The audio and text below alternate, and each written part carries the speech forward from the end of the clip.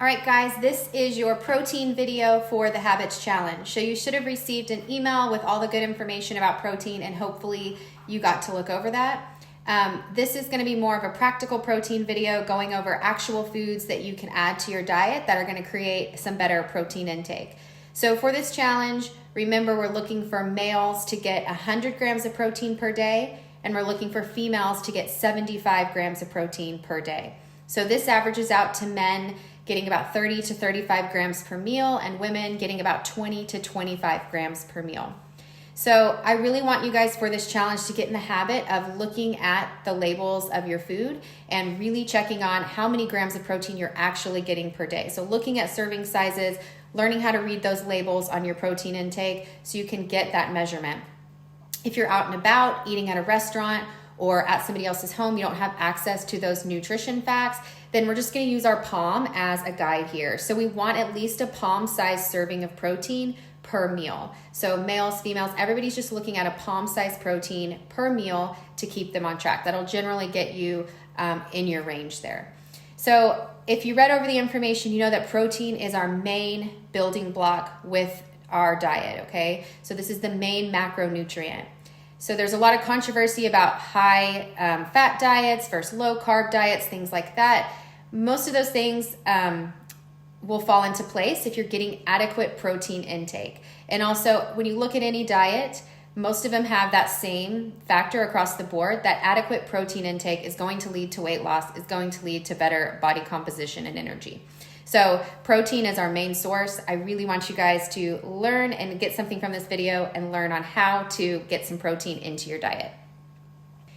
All right, so the first thing we're gonna talk about is meat. So typically when you think about protein, you think about eating different meats. So if you read over that information that we sent you, we talk about moving over to more leaner meats. Why do we wanna do that? So if we're comparing the two, so I have some boneless chicken breast right here. So if I'm comparing the nutrition facts to grilled chicken as opposed to sausage, when I'm looking at 4 ounces of grilled chicken compared to 4 ounces of sausage, this has about 120 calories per 4 ounces. When I'm looking at sausage, it has 390 calories per serving for 4 ounces. The next one is, this one is gonna have about 26 grams of protein, and the sausage is gonna have 16 grams of protein. The grilled chicken is gonna have 2.5 grams of fat, whereas the sausage is gonna have 35 grams of fat. So if you're comparing a leaner meat to a fattier meat like sausage, you can see where this comes into play.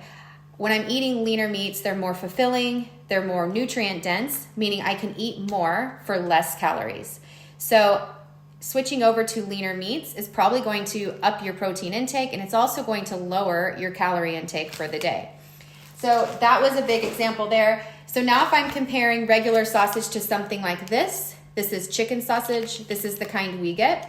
So regular sausage has about, this is the same serving size. Regular sausage has about 16 grams of protein, and this is gonna have 18 grams of protein. So virtually the same.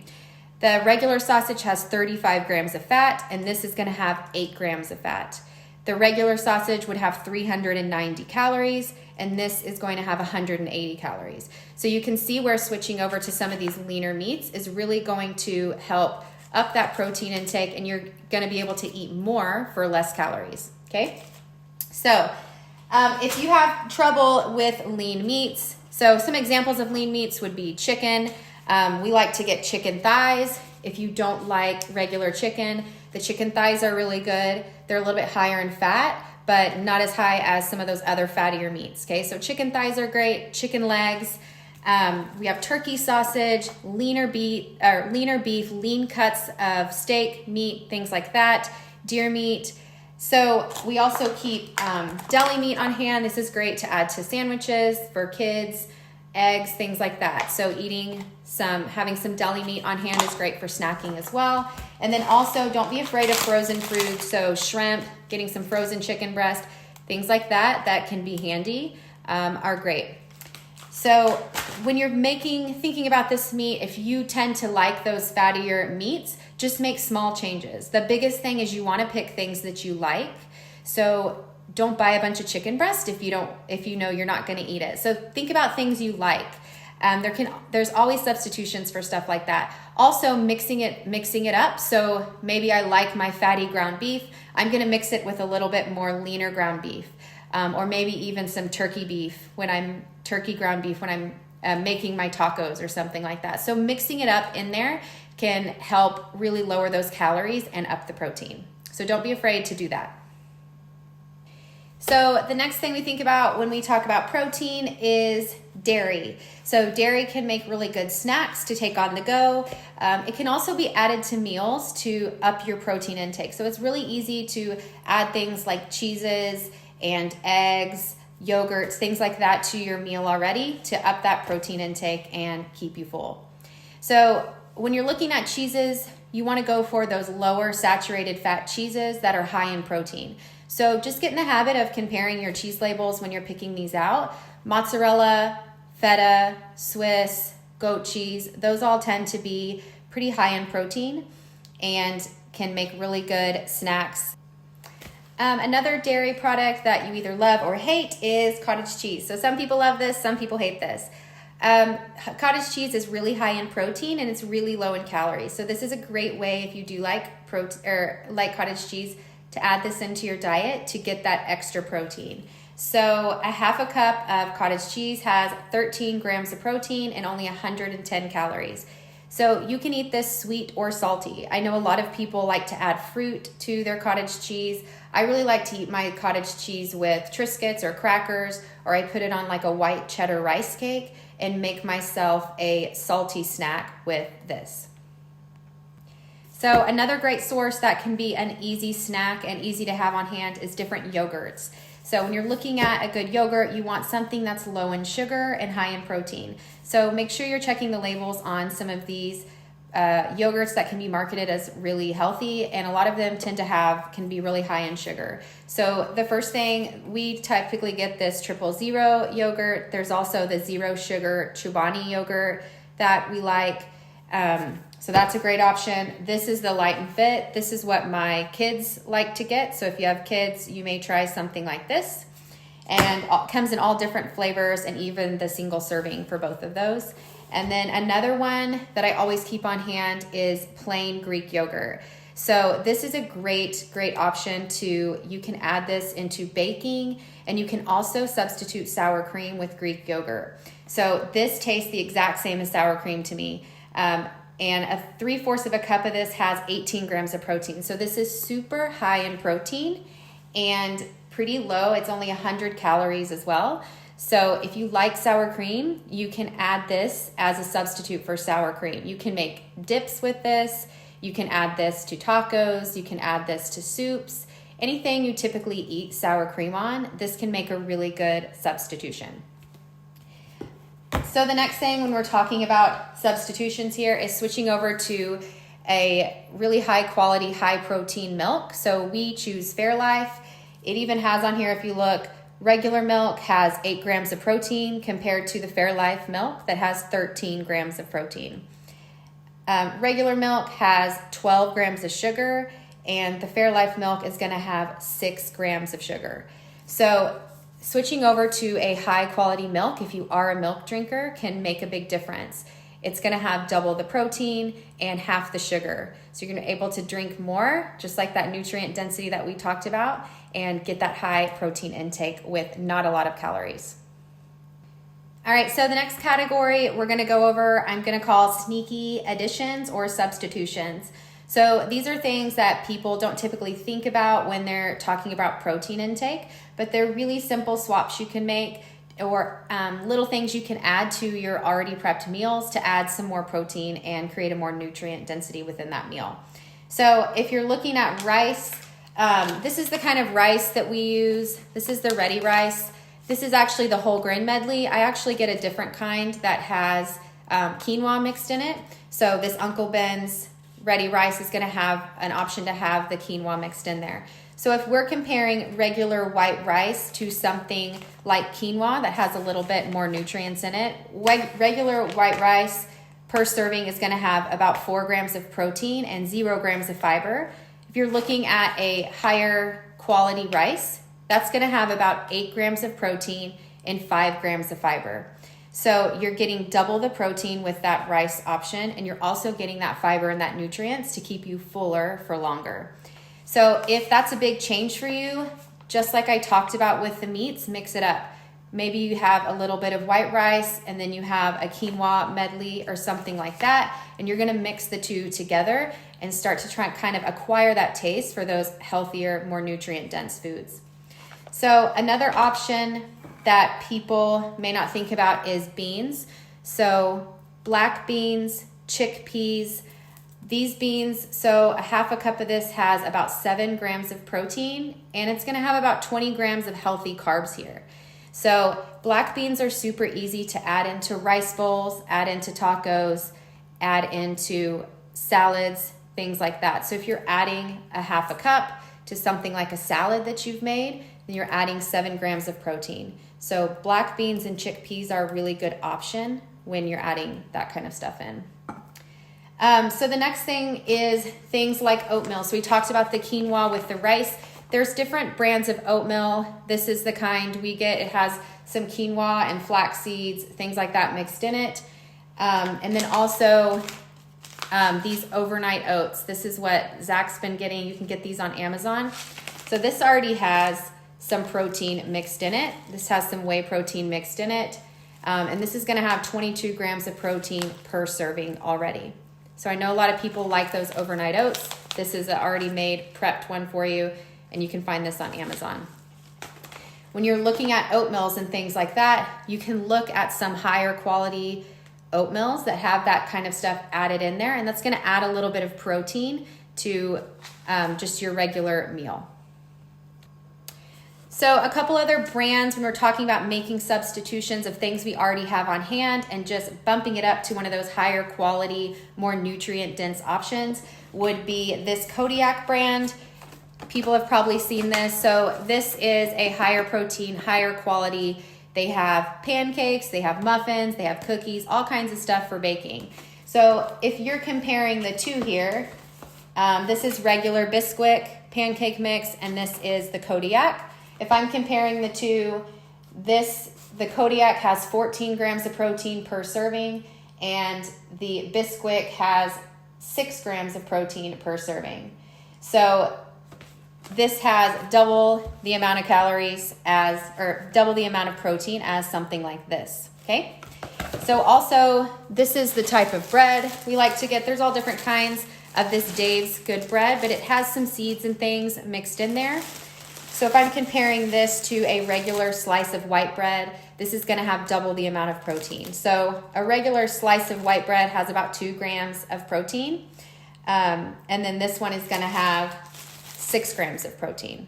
Okay. So just making those simple swaps can really add to your meals and add that protein, fill in those gaps with that protein that you need. So one thing that I skipped over that we always keep on hand when I was talking about the dairy products is egg whites. So if you're an egg eater, this is great to have on hand as well. So when you're looking at regular eggs, they have about 6 grams of protein per egg, and they can be higher in calorie and higher in fat. So mixing regular eggs with some egg whites can really up your protein intake without adding a ton of calories. So if you're looking here, 3 tablespoons, so only 3 tablespoons has 5 grams of protein. So if I'm making my eggs and I add in a few tablespoons of this, I'm bulking up my protein intake and I'm adding virtually no calories to it. So egg whites are great to have on hand. We also mix this with our oatmeal, which sounds gross, but it's actually really good, and it gets really fluffy, and you can just pour it in there and put it in the microwave, and it creates a little fluffy oatmeal souffle. That's what I call it. So egg whites are great to have on hand. So when you're looking at some of these substitutions, such as these higher quality oatmeals or breads, higher quality meats especially, and things like that, they're obviously going to be a little bit more expensive, especially right now. But these substitutions can be pricey, but they'll keep you feeling fuller for longer. You actually will eat less of them. So you'll notice you can go through a loaf of white bread pretty quickly, But with this, you can actually eat less and feel fuller. Your family will probably feel the same way. And you're not going to go through it as quickly as you would some of those cheaper, non-nutrient dense options.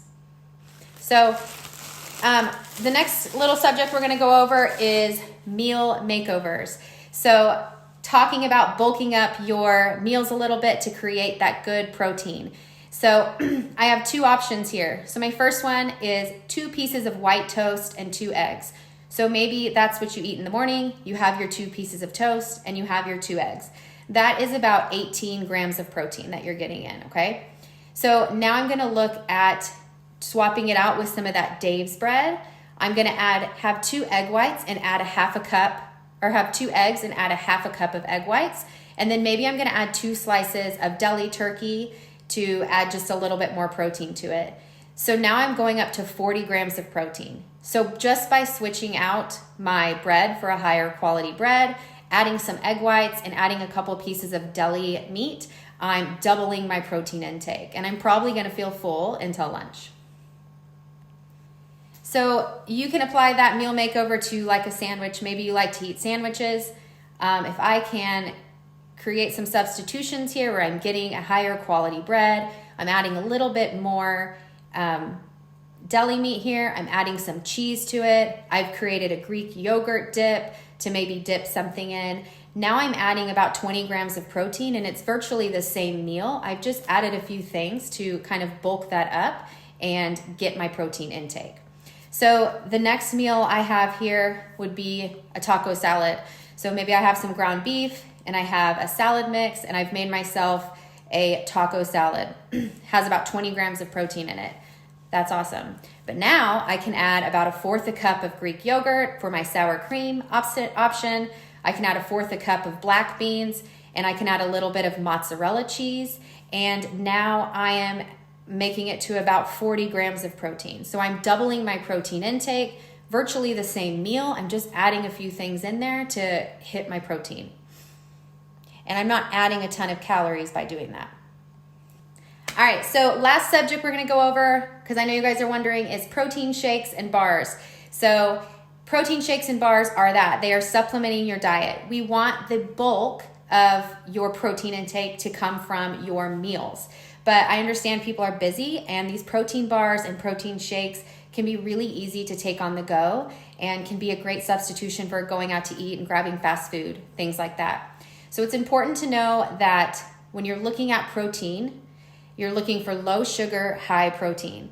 So when you're eating a protein shake or drinking a protein shake, this is just straight whey protein or whatever protein you choose. This could be used to supplement your already diet. So I'm just using that to get in a little bit more protein throughout my day. When I'm thinking about a protein bar, I want to think of that as like a meal substitution or a mindful snack. So some of these protein bars can be really high in calories, and people snack on them without thinking. So make sure that you're looking at that and you're looking at the calorie count on some of those protein bars and making sure they're not a meal replacement.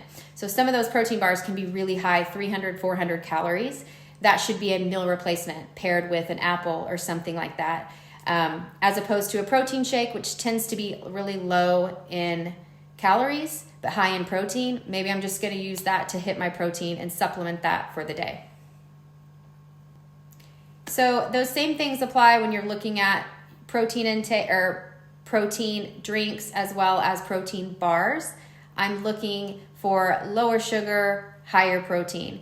Some of these bars can be marketed as well, but they only have about 5 grams of protein in them. So make sure you're getting at least 10 grams of protein or more in those protein bars when you're choosing a protein bar. So I hope that this information was helpful for you guys. I'm going to post this on Facebook and it's going to come to your email. Please let me know if you guys have any specific questions about protein.